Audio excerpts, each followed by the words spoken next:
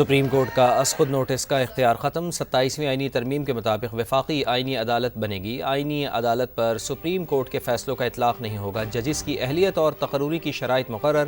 Judicial commission کی تشکیل نو ہوگی۔ ظہیر علی خان کی رپورٹ۔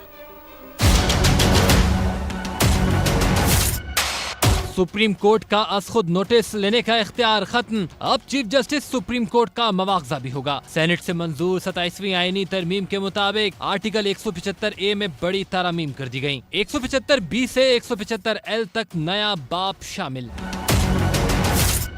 آرٹیکل 175B کے تحت وفاقی آئینی عدالت بنے گی۔ آرٹیکل 17، 42، 63A، 68، 78، 81، 100 اور 165A سمیت اہم آرٹیکلز میں لفظ سپریم کی جگہ وفاقی آئینی عدالت شامل۔ آئینی عدالت کے جج کی عمر کی حد 68 سال مقرر کر دی گئی۔ وفاقی آئینی عدالت کا جج سپریم کورٹ کا جج ہوگا یا ہائی کورٹ میں 5 سال کا تجربہ رکھتا ہوگا، یا پھر 20 سال کا تجربہ رکھنے والا سپریم کورٹ کا وکیل آئینی عدالت کا جج بن سکے گا۔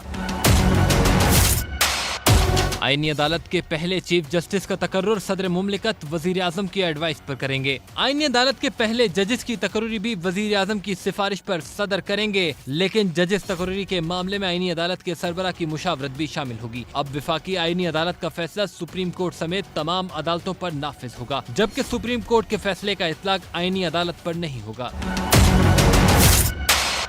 صدر کے اختیارات بھی محدود۔ ججز تبادلے صرف جوڈیشل کمیشن کی سفارش پر ہوں گے۔ کسی چیف جسٹس کا ٹرانسفر نہیں ہوگا، نہ ہی کسی ہائی کورٹ میں کسی ایسے جج کا تبادلہ کیا جائے گا جو اس ہائی کورٹ کے چیف جسٹس سے سینئر ہو۔ تبادلے سے انکار پر جج کے خلاف سپریم جوڈیشل کونسل میں ریفرنس دائر ہوگا۔ سپریم جوڈیشل کونسل کا ڈھانچہ بھی تبدیل کر دیا گیا۔ اب چیف جسٹس آئینی عدالت، چیف جسٹس سپریم کورٹ اور دونوں عدالتوں کا ایک سینئر جج کونسل کے رکن ہوں گے۔ دونوں عدالتوں کے کسی ایک جج کو دونوں چیف جسٹس صاحبان کی مشاورت سے 2 سال کے لیے اس کا رکن مقرر کیا جائے گا۔ ہائی کورٹس کے 2 سب سے سینئر جج بھی رکن ہوں گے۔ ججوں کی تقرری کے لیے سپریم جوڈیشل کمیشن میں ججز کی تعداد 5 ہی رہے گی، لیکن اب اس کے ارکان میں آئینی عدالت اور سپریم کورٹ کے چیف جسٹس صاحبان، دونوں عدالتوں کا ایک سینئر جج، دونوں چیف جسٹس کے اتفاق رائے سے سپریم کورٹ کا کوئی ایک جج جس کی تقرری 2 سال کے لیے ہوگی شامل ہوں گے۔ باقی ارکان میں اٹارنی جنرل، وفاقی وزیر قانون، سینٹ اور قومی اسمبلی سے 2 ارکان شامل ہوں گے۔ اسپیکر کے نامزد کردہ غیر منتخب رکن کے طور پر اب خواتین اور اقلیتوں کے علاوہ ٹیکنوکریٹ بھی رکنیت کا اہل ہوگا۔ آئینی عدالت یا سپریم کورٹ کے چیف جسٹس صاحبان میں سے سینئر جج کمیشن کا سربراہ ہوگا۔